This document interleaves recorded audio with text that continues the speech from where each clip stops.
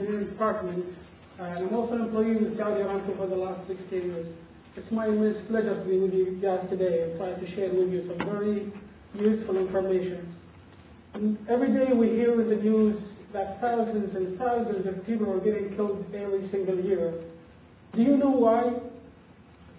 Some of you guys may think about car accidents, and some others may think about hunger.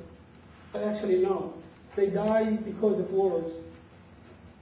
Some of you may know about wars, but they may not know about what happens during the war, what happens after the war. It's very devastating. This is what I'm going to be covering today in my presentation. Before we start, we'll go over the type of wars, and then to do the war, then you go to the battle spaces. And also you need to know the types of weapons that you're using, and there are two main types, or two main categories, the conventional weapon and the non-conventional weapons. And then the most devastating part is the consequences of war. There are three main types of war that most wars will fall under. The first type is the holy war, and it breaks out due to religion beliefs. The second type of wars is the political wars, and it breaks out due to political conflicts, such as borders.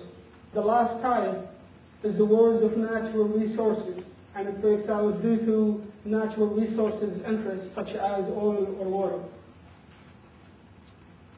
Of course, for any war, there are battle spaces, and there are three main categories of the battle spaces: air, land, and naval. This is the most important part, is the types of weapons that are used during the war. And as I covered before, there are two main categories. The conventional weapons, or what they call the traditional weapons, the weapons that does not contain mass destruction payloads. And the second type is the non-conventional type, which contain the mass destruction payloads, such as chemical, biological, or nuclear. And this is the most destructive type of weapons.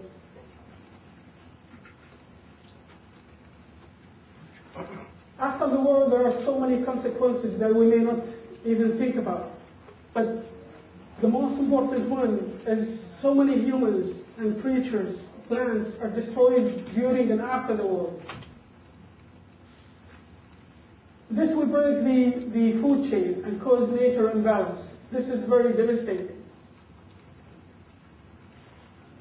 After the war and during the war, there are a lot of pollution created, and there are three main types and categories of pollution: the air pollution, the soil pollution, and the water pollution. And actually the most dangerous type is the soil pollution, because it's very hard to clean up. The last but not least is in the war, it destroys the nation economies due to the vast amount actually of money that's spent to actually support the war. My message to you guys is you're going to be the future leaders, and one day you might be able to make very serious decisions. So if one day that you have to make that serious decision, please take into consideration what we have covered through this presentation. For any more information, please see these references, or you can email me my email, and I'll be more than happy to answer any of your questions. Thank you very much for listening.